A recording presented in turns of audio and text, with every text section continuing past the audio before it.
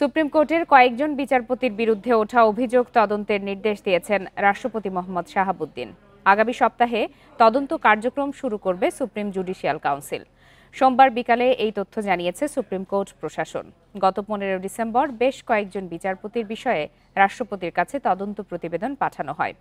সংবিধানের 96 অনুচ্ছেদ অনুযায়ী অভিযুক্ত বিচারপতিদের বিরুদ্ধে তদন্ত করে supreme judicial council.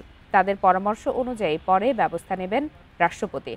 Supreme court প্রাঙ্গণে 16 অক্টোবর বৈষম্য বিরোধী ছাত্রদের কর্মসূচিতে আওয়ামী লীগ সরকারের হয়ে কাজ করা বিচারকদের পদত্যাগের দাবি তোলা হয়। এরপরই হাইকোর্ট বিভাগের 12 বিচারপতিকে অনিয়ম, অসৎ আচরণ ও দুর্নীতির অভিযোগে বিচারিক কাজ থেকে সরিয়ে ছুটিতে পাঠানো হয়।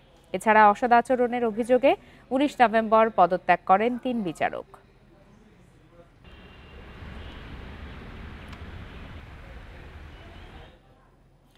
চট্টগ্রাম আদালতে মহানগর পিপির কার্যালয় থেকে নিখোঁজ 1911টি মামলার নথি।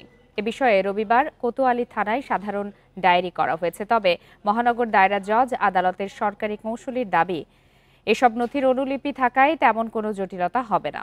এদিকে সংশ্লিষ্টরা বলছেন, আদালতের মতো স্পর্শকাতর স্থান থেকে মামলার নথি হারিয়ে যাওয়া উদ্বেগজনক। ঠাঁই নেই চট্টগ্রাম মহানগর পিপি কার্যালয়ে। মহানগরের 28 থেকে 30টি আদালতের যাবতীয় নথি রক্ষিত আছে এখানে। স্থান সংকুলান না হওয়ায় 2023 সালের 24 এপ্রিল থেকে পিপি কার্যালয়ের সামনের বারান্দায় প্লাস্টিকের বস্তায় 1911টি মামলার কেস ডকেট রাখা হয়। গেল ডিসেম্বরে অবকাশকালীন ছুটি শেষে আদালতের কার্যক্রম শুরু হলে পাওয়া যায়নি এসব নথি। খোঁজাখুঁজি করে না পেয়ে রোববার কোতোয়ালী থানায় একটি সাধারণ ডায়েরি করেন মহানগর পিপি। তবে এসব মামলার নথির মূল কপি আদালতে থাকায় বিচার কাজে প্রভাব পড়বে না বলছেন তিনি। আমি খোঁজখবর নিয়ে দেখলাম যে এগুলো বহু পুরনো কিছু নথি। What ever this is a property of the government, that is Y আমি জিডি করেছি। মামলার কোনো রকমের ক্ষতি হওয়ার কোনো কারণ নাই, যেহেতু মামলার নথি সেরাস্তায় আছে এবং আদালতে আছে। তবে আইনজীবী সমিতি বলছে, আদালতের মতো স্পর্শকাতর স্থান থেকে নথি গায়েব হওয়ার বিষয়টি সহজভাবে নেওয়ার সুযোগ নেই। মামলার কার্যক্রম বাধাগ্রস্ত করতে কোনো পক্ষ এমনটা করতে পারে বলেও শঙ্কা তাদের। এখানে অনেক গুরুত্বপূর্ণ মামলা থাকতে পারে, যেমন মার্ডার কেস থাকতে পারে, অস্ত্র মামলা থাকতে পারে, মাদকের মামলা থাকতে পারে, বিস্ফোরকের মামলা থাকতে পারে। তাহলে এই সিডিগুলো না থাকলে এইসব যিনি আসবেন ওনাকে প্রশ্ন করা হলে জবাব দেওয়ার কোনো সুযোগ থাকবে না। জিডির সূত্র ধরে ঘটনার তদন্ত শুরু হয়েছে জানিয়েছে পুলিশ। বাইরে যে জায়গাটা ওরা রেখেছে ওটা সিসি ক্যামেরার যদি আওতা নাও থাকে, এটা তো ছোট কোনো ইয়ে না যে এটা একটা বড় বান্ডিল বা স্তূপ। এটা যদি কেউ নিয়ে যায়, যে পরবর্তী জায়গায় যেখানে সিসি ক্যামেরা আছে ওখানে আমরা হয়তো ফুটেজ পেতেও পারি। আছে হারিয়ে যাওয়া নথির মধ্যে বিভিন্ন হত্যা, মাদক চোরাচালান, বিস্ফোরক মামলার নথি ছিল জানিয়েছে আদালত সূত্র। অনুপম শীল, ইন্ডিপেন্ডেন্ট নিউজ, চট্টগ্রাম। চট্টগ্রামে প্রায় 2000 মামলার নথি গায়েবের ঘটনায় শুধু সাধারণ ডায়েরি নয়, মামলা করে তদন্তের দাবি জানিয়েছেন সুপ্রিম কোর্ট বারের সভাপতি মাহবুব উদ্দিন খোকন। একই সাথে গুরুত্বপূর্ণ মামলার নথি বস্তায় করে বারান্দায় ফেলে রাখার সাথে জড়িতদের চিহ্নিত করার দাবি জানান তিনি। দুপুরে সুপ্রিম কোর্টের সাংবাদিকদের এসব কথা বলেন তিনি। 2000 নথি হারিয়ে গেছে, জিডি করবে, অবশ্যই স্পেসিফিক মামলা করতে হবে। যারা দায়িত্ব আছে ছিল তাদের ব্যবস্থা গ্রহণ করতে হবে, এবং এ ব্যাপারে শুধু ব্যবস্থা গ্রহণ না, আমার মনে হয় মাননীয় প্রধান বিচারপতি এটা তদন্ত টিম করা উচিত। গুম ও বিচার বহির্ভূত হত্যার অভিযোগে শেখ হাসিনা সহ 11 জনের বিরুদ্ধে গ্রেপ্তারি পরোয়ানা জারি করেছে আন্তর্জাতিক অপরাধ ট্রাইব্যুনাল। পরোয়ানাভুক্ত অন্য আসামিদের মধ্যে রয়েছেন শেখ হাসিনা নিরাপত্তা উপদেষ্টা তারেক সিদ্দিকী, সাবেক আইজিপি বেনজির আহমেদ, সাবেক সেনা কর্মকর্তা জিয়াউল আহসান। সোমবার তাদের বিরুদ্ধে পরোয়ানা জারি করে ট্রাইব্যুনাল। শেখ হাসিনা সরকার পতনের পর গুমের ঘটনা তদন্তে কমিশন গঠন করে অন্তর্বর্তী সরকার। কমিশনের প্রতিবেদন অনুযায়ী 2009 থেকে 2024 আগস্ট পর্যন্ত আওয়ামী লীগের 15 বছরের শাসনে গুমের শিকার হয় 758 জন। এর মধ্যে এখনও নিখোঁজ 204 জন। গুমের শিকার এসব ব্যক্তি ও তাদের স্বজনরা গত কয়েক মাস ধরে অভিযোগ দায়ের করছেন আন্তর্জাতিক অপরাধ ট্রাইব্যুনালে। সোমবার আসামিদের মধ্যে শীর্ষ 11 জনের বিরুদ্ধে গ্রেপ্তারি পরোয়ানার আবেদন করে প্রসিকিউশন। মামলার পরবর্তী শুনানি 12 ফেব্রুয়ারি। গ্রেপ্তার দেখানোর জন্য আবেদন জানিয়েছিলাম। এর মধ্যে সাবেক প্রধানমন্ত্রী শেখ হাসিনা, তার তদানীন্তন নিরাপত্তা উপদেষ্টা তারেক সিদ্দিকী, তদানীন্তন আইজিপি বেনজির আহমেদ আদালত সেই গ্রেপ্তারি পরোয়ানা জারি করেছেন এবং এদের মধ্যে একজন মেজর জেনারেল বরখাস্তকৃত জিয়াউল আহসান, যিনি কারাগারে আটক আছেন, তাকে প্রোডাকশনের জন্য আদেশ দিয়েছেন। আদালতে প্রসিকিউশন জানায়, আওয়ামী লীগ সরকার শত শত মানুষকে গুম করে আয়নাঘরে আটকে রেখে অমানবিক নির্যাতন চালায়। তাদের গুম করার জন্য পুলিশ ও গোয়েন্দা কর্মকর্তাদের বিদেশ মিশনে পাঠানো, প্রমোশন দেওয়া সহ নানা প্রলোভন দেখাতো। এই জাতি, এই সরকারের কাছে যে সবচেয়ে বড় প্রত্যাশা সেটা হচ্ছে এই সমস্ত ঘৃণ্য মানবতা বিরোধী অপরাধের বিচার করা, এবং আমরা বলেছি 2025 সালটাই হবে বিচারের বছর। এই অপরাধের সাথে যারাই জড়িত থাকুক তারা কেউ রাষ্ট্রের চেয়ে বড় না, কেউই আইনের ঊর্ধ্বে নয়। সুতরাং আমরা বলেছি আমরা খুঁজছি অপরাধ, আমরা খুঁজছি অপরাধী, আমরা দেখব না কে কত বড়, কে কোথায় চাকরি করেন, কার কি পজিশন। এবার গুমের ঘটনার সুষ্ঠু তদন্তের মাধ্যমে জড়িতদের বিচার নিশ্চিত হবে বলে আশা ভুক্তভোগী ও স্বজনদের। আইন প্রয়োগকারী সংস্থা ধরে নিয়ে গেছে, পুলিশ বলেন, র্যাব বলেন, ডিজিএফআই বলেন, আইন প্রয়োগকারী সংস্থারা ছিল, সাদা পোশাকে ছিল, এবং তাদেরকে যেন স্পেসিফিক্যালি আইডেন্টিফাই করা হয়। শেখ হাসিনা কতটা পৈশাচিক ছিল আমরা এখন বুঝতে পারতেছি। এখন যারা এই কাজ করেছে তারাও আমার সাথে কথা বলেছে। আন্তর্জাতিক অপরাধ ট্রাইব্যুনালের সংশোধিত আইনে সম্প্রতি গুমের অপরাধকে বিচারের আওতায় আনা হয়েছে। Zahidul Bashar, Independent News, Dhaka. যুক্তরাজ্যের সিটি মিনিস্টার টিউলিপ সিদ্দিকের ভাই ও বোনের বিরুদ্ধে মিথ্যা প্রোপাগান্ডা চালানোর অভিযোগ উঠেছে। ব্রিটিশ গণমাধ্যম দ্য টাইমসের প্রতিবেদনে বলা হয়েছে, তারা এমন একটি রাজনৈতিক থিঙ্ক ট্যাঙ্কের সাথে যুক্ত যারা অপপ্রচারের দায়ে অভিযুক্ত। জানা গেছে, টিউলিপের ভাই রাদওয়ান এবং বোন আজমিনা দুজনেই আওয়ামী লীগ পরিচালিত centre for research and information CRI এর ট্রাস্টি ছিলেন। রাদওয়ান CRI এর ম্যাগাজিন হোয়াইট বোর্ডের সম্পাদক হিসাবেও দায়িত্ব পালন করছেন। ফেসবুকের মালিক মেটা গত বছর জানায়, তারা বেশ কিছু ভুয়া অ্যাকাউন্ট চিহ্নিত করেছে যারা নির্বাচন এবং বিএনপির বিরুদ্ধে দুর্নীতির অভিযোগ নিয়ে নানা পোস্ট করত। ইউটিউব, এক্স, টিকটক ও টেলিগ্রামেও সক্রিয় ছিল এসব অ্যাকাউন্ট। এদিকে সম্পত্তি সংক্রান্ত বিষয়ে টিউলিপের বিরুদ্ধে তদন্তের দাবি জোরালো হচ্ছে। বিনামূল্যে পাওয়া ফ্ল্যাট নিয়ে মিথ্যাচারের পর থেকেই চাপে টিউলিপ।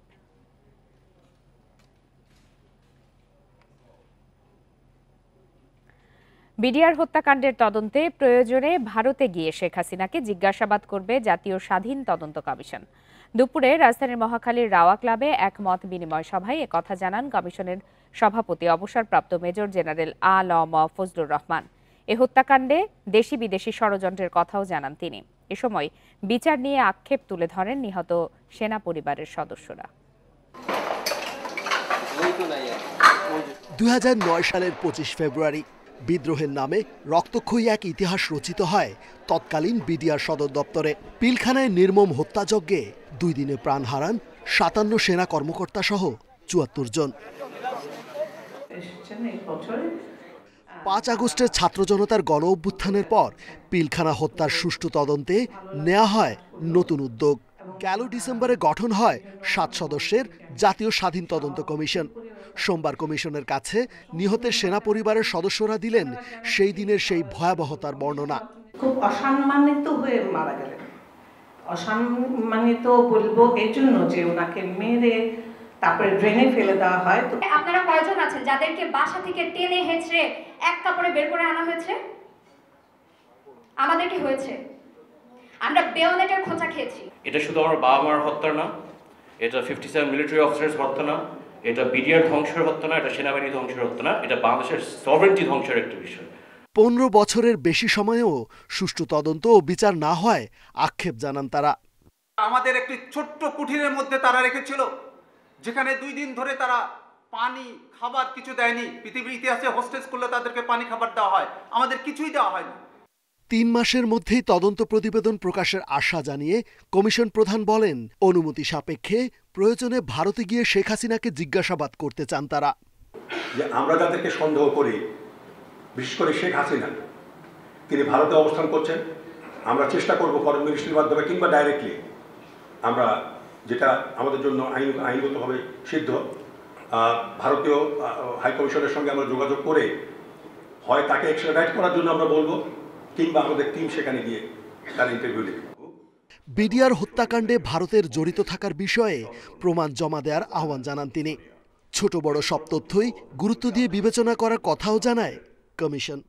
কথা বলবেন, একটা অনুরোধ আছে রেজওয়ানুল হক, ইন্ডিপেন্ডেন্ট নিউজ, ঢাকা। বিভাজনের রাজনীতি বাদ দিয়ে অভিজ্ঞদের তরুণ প্রজন্মের বিপ্লবকে স্বীকৃতি দেওয়ার আহ্বান জানালেন জুলাই স্মৃতি ফাউন্ডেশনের সাধারণ সম্পাদক সার্জিস আলম। বিকালে ফরিদপুরের রাজেন্দ্র কলেজ মাঠে ছাত্র সমাবেশে এ আহ্বান জানান তিনি। জুলাই ঘোষণাপত্র নিয়ে জনমত জানতে জেলা পর্যায়ে কর্মসূচির অংশ হিসাবে ফরিদপুরে বৈষম্য বিরোধী ছাত্র আন্দোলন ও জাতীয় নাগরিক কমিটি এই সমাবেশ আয়োজন করে।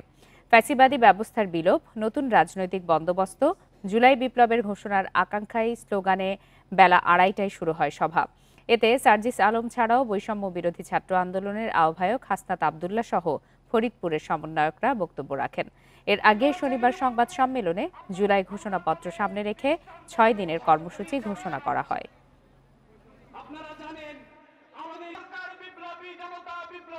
এই অভ্যুত্থানের স্বীকৃতি সংবিধানে লিপিবদ্ধ থাকতে হবে। এই 24-এ যারা জীবন দিয়েছে, আমার শহীদ ভাইরা যারা রক্ত দিয়েছে, আমাদের আহত যোদ্ধারা, তাদের স্বীকৃতি এই ঘোষণাপত্রে থাকতে হবে। 8ই আগস্ট সরকার গঠন করার পরে এখনো পর্যন্ত কিন্তু আমরা দৃশ্যমান একটি বিচারও আমরা দেখি নাই।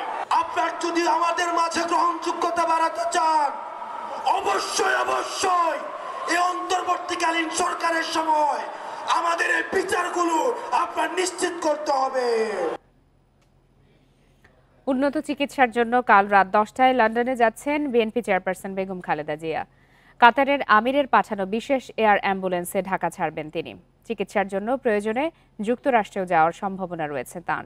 দুপুরে গুলশানে সংবাদ সম্মেলনে এসব তথ্য দেন তাঁর ব্যক্তিগত চিকিৎসক ও দলের স্থায়ী কমিটির সদস্য AZM জাহিদ হোসেন। উন্নত চিকিৎসার জন্য বিএনপি চেয়ারপারসন বেগম খালেদা জিয়ার লন্ডনে যাওয়ার প্রস্তুতি নেওয়া হচ্ছিল বেশ কিছুদিন ধরেই। রোববার রাতে স্থায়ী কমিটির সাথে তার বৈঠকের পর নিশ্চিত হয় যাত্রার তারিখ। সোমবার দুপুরে এ বিষয়ে সাংবাদিকদের সবশেষ তথ্য জানান খালেদা জিয়ার ব্যক্তিগত চিকিৎসক ও দলের স্থায়ী কমিটির সদস্য ডাক্তার AZM জাহিদ হোসেন। 7ই জানুয়ারি ইনশাল্লাহ রাত 10টায় কাতার আমিরাতসের আমিরের স্পেশাল এয়ার অ্যাম্বুলেন্সে উনি ইনশাল্লাহ ঢাকা এয়ারপোর্ট থেকে ঢাকা দোহা লন্ডন হিথ্রো এই ফ্লাইট ইনশাল্লাহ উনি যাবেন। ব্রিটেনে বিএনপি চেয়ারপারসনের শারীরিক জটিলতাগুলোর চিকিৎসা হবে লন্ডন ক্লিনিকে। প্রয়োজনে নেওয়া হবে যুক্তরাষ্ট্রে, ইঙ্গিত দেন তার ব্যক্তিগত চিকিৎসক। ওনারা সবকিছু দেখে তারপরে আপনার ডিসিশন হবে যে ওনার নেক্সট কোর্স অফ ট্রিটমেন্ট কি হবে। আর আমেরিকা যাওয়ার কথাটি যেটি বলেছে, আমরা ডেফিনেটলি যদি আমরা ওখানে ওরা সুপারিশ করে যে ইয়েস সিনিস বা এটা ওখানে বা জন হপকিন্স তাদের এখানে নাই, বাইরে নিয়ে যেতে হবে, তখন হয়তো দেওয়ার একটা প্রশ্ন আছে। বিএনপি চেয়ারপারসনের সঙ্গে যাচ্ছেন প্রয়াত সন্তান আরাফাত রহমান কোকোর স্ত্রী শর্মিলা রহমান। এছাড়া তার ব্যক্তিগত 6 চিকিৎসকের পাশাপাশি থাকবেন কাতারের 4 চিকিৎসক ও তাদের সহযোগীরা। পরবর্তী চিকিৎসার কি ধরনের হবে? বন ইবনে কামাল, ইন্ডিপেন্ডেন্ট নিউজ, ঢাকা। প্রাথমিকের প্রথম, দ্বিতীয় ও তৃতীয় শ্রেণীর বাংলা বইয়ের শেষ পৃষ্ঠায় দেওয়া হয়েছে জাতীয় সঙ্গীত ও জাতীয় পতাকার ছবি। আর নবম দশম শ্রেণীর ইংরেজি পাঠ্য বইয়ে ছাত্র জনতার গণ অভ্যুত্থানে আবু সাঈদের শহীদ হওয়ার তারিখ ভুল। অহেতুক সমালোচনা তৈরির জন্য এসব ভুল ইচ্ছাকৃত কিনা তা খতিয়ে দেখতে বলছেন শিক্ষা গবেষকরা। সরকারি চাকরিতে কোটা বৈষম্যের বিরুদ্ধে আন্দোলন যখন তুঙ্গে, তখন পুলিশের বন্দুকের সামনে বুক পেতে দিয়েছিলেন রংপুরের বেগম রোকেয়া বিশ্ববিদ্যালয়ের ছাত্র আবু সাঈদ। তিনি শহীদ হওয়ার পরে তীব্র আন্দোলনের মুখে দেশ ছেড়ে ভারতে পালিয়ে যান পতিত সরকারের প্রধানমন্ত্রী শেখ হাসিনা। স্বৈরাচার সরকার পতনের অবিস্মরণীয় ঘটনা নিয়ে নবম দশম শ্রেণীর ইংরেজি বইয়ে গ্রাফিতি শিরোনামে এক অধ্যায়ে বলা হয় 2024 সালের 17 জুলাই রংপুরে পুলিশের গুলিতে আবু সাঈদ শহীদ হন। সঠিক তথ্য হচ্ছে আবু সাঈদ 16 জুলাই শহীদ হন। এছাড়া প্রাথমিকের প্রথম, দ্বিতীয় ও তৃতীয় শ্রেণীর আমার বাংলা বইয়ের শেষ পৃষ্ঠায় দেয়া হয়েছে জাতীয় সঙ্গীত ও জাতীয় পতাকার ছবি। এ নিয়ে চলছে নানা সমালোচনা। শিক্ষা গবেষকরা বলছেন, জাতীয় পতাকা বইয়ের পেছনে পৃষ্ঠায় এনে অহেতুক সমালোচনা তৈরি করা হয়েছে। এর পেছনে অন্য কোনো উদ্দেশ্য আছে কিনা তা খুঁজে বের করতে হবে। সেই সঙ্গে বইয়ের পরিমার্জন ও সংশোধনেও মনোযোগের ঘাটতি দেখছেন তারা। স্বৈরাচার পালিয়ে গেছে সেটা ঠিক আছে, প্যাসিস্ট পালিয়েছে সেটা ঠিক আছে, কিন্তু প্যাসিস্টে যে যারা দোসর আছে, দোসররা তো সব জায়গায় রয়েছে এবং তারা দেশকে অস্থিতিশীল করার জন্য এগুলো তো আমরা ঘটনার পরম্পরা যদি আমরা একটু বিশ্লেষণ করি তাহলে খুব সহজে বোঝা যাবে। জাতীয় শিক্ষাক্রম ও পাঠ্যপুস্তক বোর্ড বলছে, পাঠ্য বইয়ে যেসব ভুল আছে সেগুলো সব চিহ্নিত করে দ্রুতই সংশোধনী দেয়া হবে। পরিমার্জন করার জন্য বিভিন্ন বিষয়ের জন্য কমিটি করে দেওয়া হয়েছিল, তারা এই বিষয়টি নিয়ে পর্যালোচনা করে এই পরিমার্জনগুলি করেছেন। এই বিষয়টা নিয়ে যে আলোচনা হচ্ছে সেই আলোচনার ক্ষেত্রে সবচেয়ে ভালো জবাব দিতে পারবেন যারা পরিমার্জন করেছেন। পঞ্চম শ্রেণীর বাংলা বইয়ে আমরা তোমাদের ভুলবো না নামের প্রবন্ধে জুলাই আন্দোলনে শহীদ নাফিসা হোসেনের নাম নাহিয়ান ছাপা হয়েছে, যদিও অনলাইন সংস্করণে তা এরই মধ্যে ঠিক করা হয়েছে। নূরে আলম, ইন্ডিপেন্ডেন্ট নিউজ, ঢাকা। বৈষম্য বিরোধী ছাত্র আন্দোলনের প্রথম শহীদ বেগম রোকেয়া বিশ্ববিদ্যালয়ের ছাত্র আবু সাইদ হত্যার তারিখ ইংরেজি পাঠ্য বইয়ে ভুল ছাপার প্রতিবাদে মানববন্ধন করেছেন শিক্ষার্থীরা। বিকালে বেগম রোকেয়া বিশ্ববিদ্যালয়ের প্রধান ফটকের সামনে এই কর্মসূচি পালন করা হয়। বৈষম্য বিরোধী ছাত্র আন্দোলনের ব্যানারে আয়োজিত কর্মসূচি থেকে শিক্ষার্থীরা জানান, জাতীয় শিক্ষাক্রম ও পাঠ্যপুস্তক বোর্ড এনসিটিবি প্রকাশিত চলতি শিক্ষাবর্ষের নবম-দশম শ্রেণীর ইংরেজি পাঠ্য বইয়ে আবু সাইদকে হত্যার তারিখ ভুল উল্লেখ করা হয়েছে। তারা বলেন, ইংরেজি বইয়ের গ্রাফিতি অধ্যায়ে বলা হয়েছে 2024 সালের 17 জুলাই রংপুরে পুলিশের গুলিতে আবু সাইদ শহীদ হন। প্রকৃতপক্ষে তিনি 16 জুলাই গুলিতে শহীদ হন। এ ঘটনার সাথে জড়িতদের বিচার দাবি করেন শিক্ষার্থীরা। আবু সাইদ সহ এই 24-এর গণ অভ্যুত্থানকে বিকৃত করার এই যে পায়তারা, এই যে কুচেষ্টা, এটা বাংলার মাটিতে আমরা কোনোদিনই মেনে নেব না। শহীদ আবু সাইদ এবং শহীদ নূর হোসেনের দুজনের ইতিহাস সেখানে থাকলেও আমরা দেখেছি যে শহীদ নূর হোসেনের সেখানে চিত্রটি রাখা হয়েছে, কিন্তু আবু সাইদ এত বড় একটি সিম্বলিক চিত্র, তার চিত্রটি সেখানে রাখা হয় নাই। নিরাপত্তা ও অর্থনৈতিক গুরুত্ব বিবেচনায় পার্বত্য চট্টগ্রামে শান্তি নিশ্চিত করা জরুরি বলে মন্তব্য করেছেন পররাষ্ট্র উপদেষ্টা তৌহিদ হোসেন। সেই সাথে ধর্ম বর্ণ নির্বিশেষে সব মানুষের প্রতি সহনশীলতার আহ্বান জানিয়েছেন তিনি। বিকালে রাজধানীর ফরেন সার্ভিস একাডেমিতে আঞ্চলিক নিরাপত্তা ও পার্বত্য চট্টগ্রাম শান্তি চুক্তি 1997 একটি অসমাপ্ত শান্তি নির্মাণ মডেল শীর্ষক বইয়ের মোড়ক উন্মোচন অনুষ্ঠানে এসব কথা বলেন পররাষ্ট্র উপদেষ্টা। বলেন, পাহাড়ি এলাকা পুরোপুরি নিরাপদ হয়ে ওঠেনি, তবে সেখানকার সবার সুরক্ষা ও অধিকার নিশ্চিতে কাজ করছে অন্তর্বর্তী সরকার। তবে পাহাড়ের ছোট ছোট ঘটনাগুলো বড় সংকটের রূপ নেবে না বলে আশা প্রকাশ করেন তিনি। Now this is the easiest way out. Those who have taken the easy way out of metro রেলের টিকিটের ওপর ভ্যাট অব্যাহতি সুবিধা আরও 1 বছরের জন্য বাড়িয়েছে জাতীয় রাজস্ব বোর্ড। সোমবার এ বিষয়ে আদেশ জারি করেছে এনবিআর। আগামী 31 ডিসেম্বর পর্যন্ত এই অব্যাহতি থাকবে। এনবিআরের আদেশে বলা হয়, মেট্রো রেল যানজট নিরসনে গুরুত্বপূর্ণ ভূমিকা রাখার পাশাপাশি কর্মঘণ্টা সাশ্রয় করছে। তাই মেট্রো রেলকে আরও জনপ্রিয় করতে এই বছর মেট্রো রেল সেবায় ভ্যাট অব্যাহতি দেওয়া হয়েছে। প্রকল্পটি চালুর পর থেকেই এর মালিক কোম্পানি ডিএমটিসিএল এর অনুরোধে এই সেবার ওপর ভ্যাট আরোপ করা হয়নি। এনবিআরের এই সিদ্ধান্তকে স্বাগত জানিয়ে ডিএমটিসিএল কর্তৃপক্ষ জানায়, ভ্যাট আরোপ হলে যাত্রীদের ভাড়া বাবদ 15% ব্যয় বাড়বে।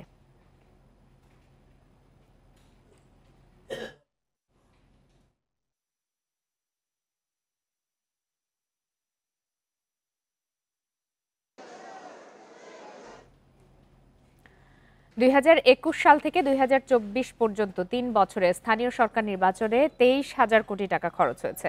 কিন্তু একই দিনে সব স্থানীয় সরকার নির্বাচন হলে মাত্র 600 কোটি টাকায় করা যেত। খরচ কমাতে স্থানীয় সরকার নির্বাচন একই দিনে করার সুপারিশ করবে স্থানীয় সরকার সংস্কার কমিশন। এছাড়া স্থানীয় সরকার প্রতিষ্ঠানে এমপিরা যেন হস্তক্ষেপ করতে না পারেন সে বিষয়েও সুপারিশ করবে কমিশন। লোক আসে তাহলে একটু পরিবর্তন হবে তো। স্থানীয় সরকার প্রতিষ্ঠানকে ঢেলে সাজাতে ও সেবা জনগণের মাঝে পৌঁছে দিতে স্থানীয় সরকার সংস্কার কমিশন গঠন করে সরকার। সংস্কার কমিশন অংশীজন ও জনগণের কাছ থেকে মতামত নিচ্ছে।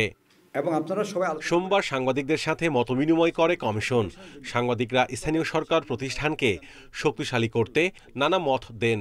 পরে কমিশনের প্রধান তোফায়েল আহমেদ বলেন, সময় ও খরচ বাঁচাতে স্থানীয় সরকারের সব নির্বাচন একই দিনে করার সুপারিশ করা হবে। বলেন, আগামীতে দলীয় প্রতীকে নির্বাচন না করার সুপারিশও করবে তারা। এছাড়া যেসব পৌরসভা চলতে পারছে না সেগুলো বিলুপ্ত করা যায় কিনা ভাবা হচ্ছে। অল লোকাল গভর্নমেন্ট ইলেকশনস 2021 থেকে 24-এর আগ পর্যন্ত যেগুলো হয়েছে, ইলেকশন কমিশনের রেকর্ডে যা দেখাচ্ছে 23,000 কোটি টাকা খরচ হয়েছে। আরও কিছু বেশি, আমি রাউন্ড করে বললাম 23,000 কোটি টাকা। এটা যদি একসাথে ইলেকশন করেন, একই দিনে ইলেকশন করেন, একই শিডিউল ইলেকশন করেন, স্ট্যাগার্ড করবেন, হয়তো এই ডিভিশন করলেন একদিন, দুই ডিভিশন একদিন, স্ট্যাগার্ড করলেও 600 কোটি টাকার মধ্যে করা সম্ভব। রাজনৈতিক দলের কর্মী ও স্থানীয় মানুষের মতামত হচ্ছে, জাতীয় নির্বাচন হওয়ার আগে স্থানীয় নির্বাচন হওয়া উচিত। এমপিরা যেন হস্তক্ষেপ করতে না পারে সে বিষয়ে ভাবা হচ্ছে বলে জানান কমিশন প্রধান। এমপিদের বলা হচ্ছে সাংবিধানিকভাবে তারা যে কাজের জন্য নির্বাচিত, সংবিধান নির্ধারিত থাকবে। এখানে কিন্তু নির্বাহী বিভাগের কাজে তাদের অংশগ্রহণ করার কোনো স্কোপ থাকবে না। তবে আমরাও এখানে বলবো যে লোকাল গভর্নমেন্টের কাজে তাদের হস্তক্ষেপ থাকা যাবে না। আর তবে কনসালটেশন হতে পারে। ডিস্ট্রিক্ট প্ল্যানিং যদি সৃষ্টি করা হয়, ওখানে কনসালটেশনে তাদের ভূমিকা থাকতে পারে। স্থানীয় নির্বাচনে না ভোটের সুপারিশ করা হবে কিনা তা এখনো সিদ্ধান্ত নেওয়া হয়নি। ফেব্রুয়ারির মধ্যে সুপারিশ সরকারকে জমা দেবে বলে জানায় কমিশন। ইন্টারনেট, অন্যান্য যোগাযোগ ব্যবস্থা। Mahmudul Hasan, independent News, Dhaka. ঘন কুয়াশার কারণে ভারতের কলকাতা বিমানবন্দরে জরুরি অবতরণ করেছে কুয়ালালামপুর থেকে ঢাকাগামী একটি উড়োজাহাজ। এতে 15 ঘন্টা ধরে কলকাতায় আটকা রয়েছেন 220 বাংলাদেশি। রবিবার রাতে মালয়েশিয়ার কুয়ালালামপুর থেকে ঢাকার উদ্দেশ্যে রওনা দেয় মালিন্দো এয়ারের OD-162 উড়োজাহাজ। বাংলাদেশে ঘন কুয়াশার কারণে জরুরি অবতরণ করে কলকাতা বিমানবন্দরে। এরপর 15 ঘন্টা পেরিয়ে গেলেও কোনো পদক্ষেপ নেওয়া সম্ভব হয়নি। যাত্রীরা কখন ঢাকায় পৌঁছতে পারবেন সে বিষয়ে এখনও নিশ্চিত তথ্য দিতে পারছে না কর্তৃপক্ষ। এদিকে কলকাতা বিমানবন্দরে মালিন্দো এয়ার কর্তৃপক্ষ প্রয়োজনীয় সুযোগ সুবিধা দিচ্ছে না বলে অভিযোগ যাত্রীদের।